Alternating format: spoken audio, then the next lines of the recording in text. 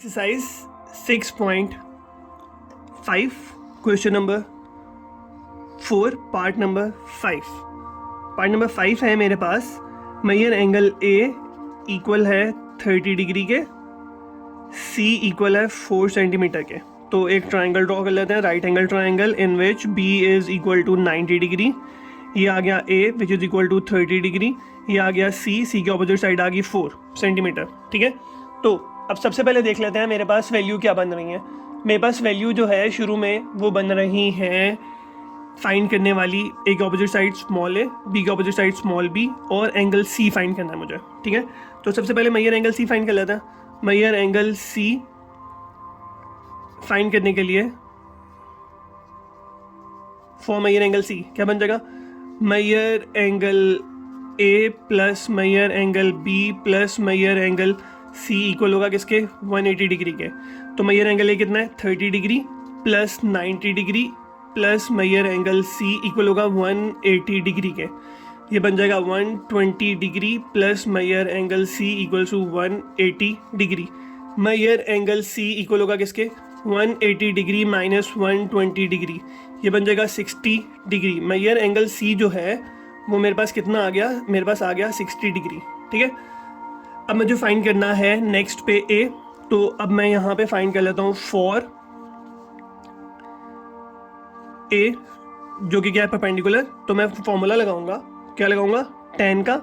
तो for a में मेरे पास आ जाएगा tan theta equal to perpendicular over base. tan theta की वैल्यू क्या है 30 डिग्री। तो tan 30 कितना आ गया मेरे पास, tan 30 के बाद परपेंडिकुलर आ गया मेरे पास ए, बेस आ गई मेरे पास 4। ठीक है, tan 30 कितना होता है 1/√3 equals to a over 4। 4 opposite side में मल्टीप्लाई हो जाएगा, बन जाएगा 4/√3 सेंटीमीटर इक्वल्स टू ए। तो ये मेरे पास आ गया 4/√3 सेंटीमीटर इक्वल्स टू ए। ठीक है, इसकी यहाँ पे लाइन लगा लेते हैं। Then moving towards the hypotenuse which is small b.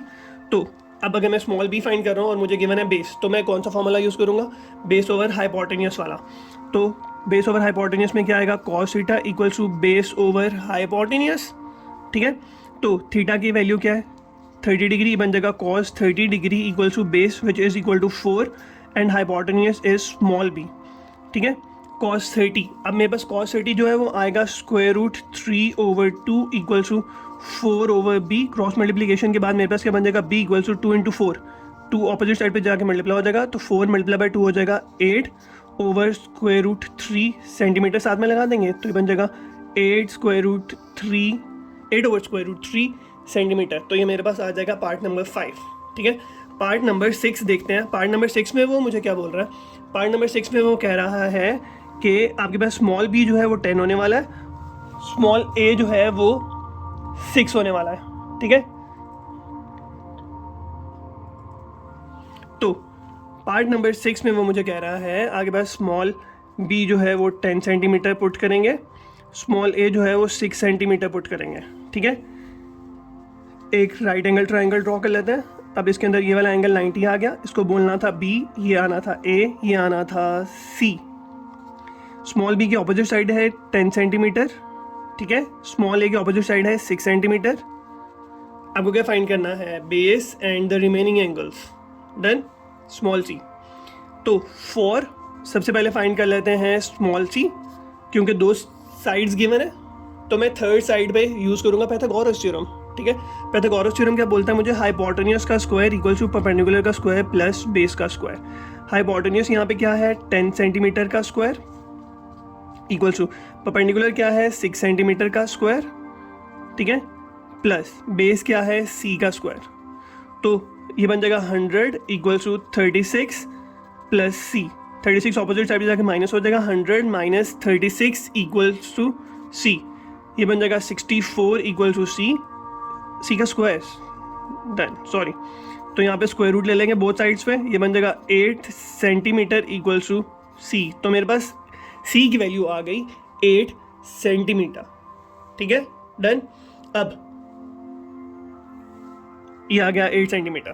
ठीक, अब मुझे गिवन क्या क्या है, मुझे गिवन है परपेंडिकुलर और मुझे गिवन है हाइपोटेन्यूस। ठीक, मैं फाइंड कर लेता हूँ अब एंगल ए। तो अगर मैं मैयर एंगल ए फाइंड करूं फॉर मैयर एंगल ए, मैं क्या यूज़ करूंगा, sine theta equals to perpendicular over hypotenuse. तो ये बन जाएगा साइन मैयर एंगल ए, ठीक है, क्या होएगा, perpendicular which is equal to 6, hypotenuse which is opposite to 90 degree is 10। तो मैयर एंगल ए आ जाएगा साइन इनवर्स 6/10, कैलकुलेटर में सब्सटीट्यूट करेंगे वैल्यूज़, तो मैयर एंगल ए की वैल्यू आ जाएगी साइन इनवर्स 6/10 इज 36.9 डिग्री। तो मैयर एंगल ए बन जाएगा 36.9 डिग्री, ठीक है। तो क्या होता है, measure angle A plus measure angle B plus measure angle C equal होता है 180 डिग्री के। मैयर एंगल ए कितना आया, 36.9 plus 90 degree plus measure angle C equal है 180 डिग्री के, ठीक है। 90 और 36.9 यहाँ पे प्लस हो रहा है, ऑपोजिट साइड पे जाके माइनस हो जाएगा, तो बन जाएगा measure angle C equals to 180 degree minus, इन दोनों को प्लस करेंगे बनेगा 126.9 डिग्री। तो मैयर एंगल सी कैलकुलेटर में वैल्यू सब्स्टिट्यूट करनी है, वो आंसर देगा 53.1 डिग्री। तो ये मेरे पास आंसर आ जाएगा। साथ ही मेरा क्वेश्चन नंबर 4 फिनिश हो गया।